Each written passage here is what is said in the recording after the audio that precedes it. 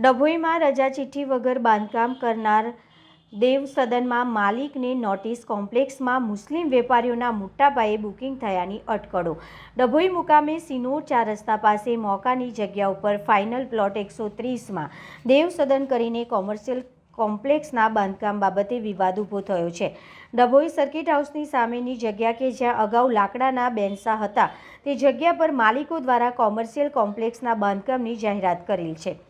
જે બાબતના ખાતમુહૂર્ત સહિત બુકિંગ સેરેમની કાર્યક્રમ પણ રવિવારે યોજાયો હતો, જેને લઈને સત્વરે જાગેલી પાલિકા દ્વારા નોટિસ ફટકારાઈ છે. એક તરફ નગરપાલિકા પરવાનગી વગરના બાંધકામ બાબતે નોટિસ આપી કાર્યવાહી કરે છે, ત્યારે બીજી તરફ આ જ કોમ્પ્લેક્સના બુકિંગ સેરેમનીમાં નગરપાલિકાના પ્રમુખ બિરેન શાહ સ્ટેજ ઉપર બેસી અભિનંદન આપતા જોવા મળ્યા હતા, જેથી સત્તાપક્ષ અને અધિકારી વર્ગ આમને સામને હોવાની ચર્ચાએ વેગ પકડ્યો છે. કોમ્પ્લેક્સના ખાતમુહૂર્ત સહિત બુકિંગ સેરેમનીની જાણ નગરપાલિકાના તંત્રને થતાં નગરપાલિકાના ચીફ ઓફિસર દ્વારા લેખિત નોટિસ ફટકારાઈ છે. સાથે બુકિંગ સેરેમનીમાં થયેલા બુકિંગ જોતા નગરના એકમાત્ર હિન્દુ બહુલ વિસ્તારમાં પણ મુસ્લિમ વેપારીઓને દુકાનના વેચાણ અપાતા હોવાની વાતોએ લોકચર્ચાની સાથે હિન્દુઓમાં કચવાટ હોવાની વાતોએ જોર પકડ્યું છે. ઉલ્લેખનીય છે કે પાલિકા દ્વારા જે નોટિસો પાઠવેલ છે તેમાં સ્પષ્ટ કારણોનો ઉલ્લેખ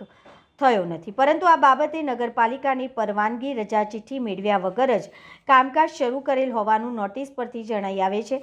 વધુમાં આ જગ્યા ઇન્ડસ્ટ્રીયલ ઝોનની છે કે હેતુફેર થયેલ છે, તેમજ અન્ય સાધનિક મંજૂરી પણ લીધેલ છે કે કેમ તે બાબતનો ઉલ્લેખ પણ નોટિસમાં કરેલ નથી. જે બાબતની જાણકારી નગરમાં વાયુવેગે પ્રસરતા લોકોમાં ઉત્સુકતા અને રોકાણકારોમાં ગભરાટની લહેર પ્રસરી છે. અત્રે એ પણ નોંધવું રહ્યું કે ડભોઈ અને આસપાસના ધરમપુરી, તરસાણા, વેગા, સિરોલા સહિતના વિસ્તારમાં રજા ચિઠ્ઠી વગર જ અને પ્લાન પરમિશન વિરુદ્ધના બાંધકામોએ માંઝા મૂકી છે.